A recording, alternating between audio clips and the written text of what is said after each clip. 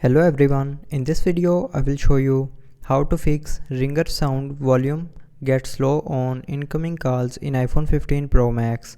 So before starting the video, don't forget to subscribe the channel and also press the bell icon.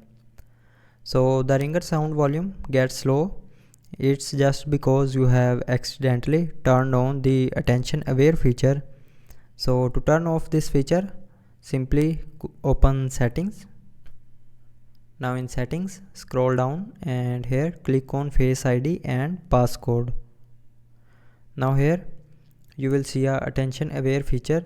So turn off this feature, and after turning off this feature, the ringer sound volume will not get low on incoming calls. So I hope you liked the video. Thanks for watching.